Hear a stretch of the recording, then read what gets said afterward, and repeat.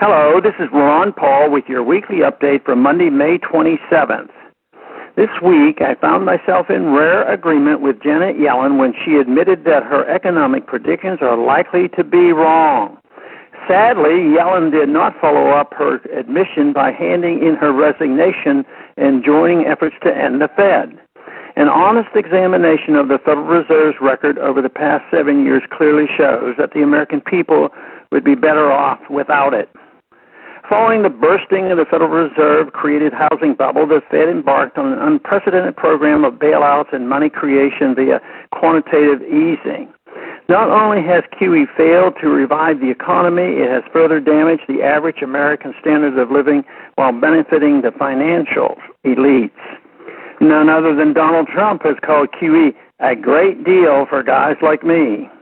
The failure of quantitative easing to improve the economy has left the Fed reluctant to raise interest rates. Yet the Fed does not want to appear oblivious to the dangers posed by keeping rates artificially low. This is why the Fed regularly announces that the economy will soon be strong enough to handle a rate increase. There are signs that investors are beginning to realize that the Fed's constant talk of raising rates is just talk. So they are looking for investments that will protect them from a Fed-caused collapse in the dollar's value. For example, the price of gold recently increased following reports of stagnant retail sales. Increased gold prices in response to economic sluggishness may appear counterintuitive, but it is a sign that investors are realizing quantitative easing is not ending anytime soon. The increase in gold prices is not the only sign that investors are interested in hard assets to protect themselves from inflation. Recently, a Picasso painting sold for a record $180 million. This record may not last long, as an additional $2 billion worth of art is expected to go on the market in the next few weeks. Another sign of the increasing concerns about the dollar's stability is the growing interest in alternative currencies. Investing and using alternative currencies can help average Americans who do not have millions to spend on Picasso paintings protect themselves from a currency crisis.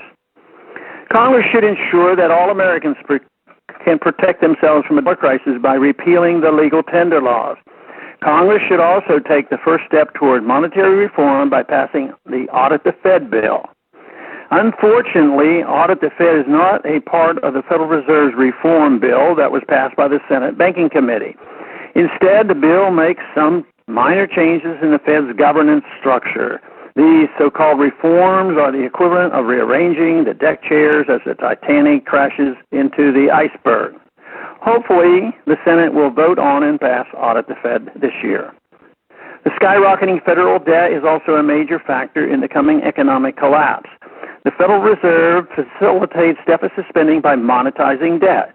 Congress should make real cuts, not just reductions in the rate of growth in all areas, but they should prioritize cutting the billions spent on the military-industrial complex.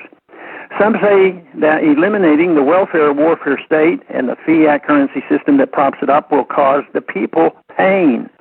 The truth is that the only people who will feel any long-term pain from returning to limited constitutional government are the special interests that profit from the current system.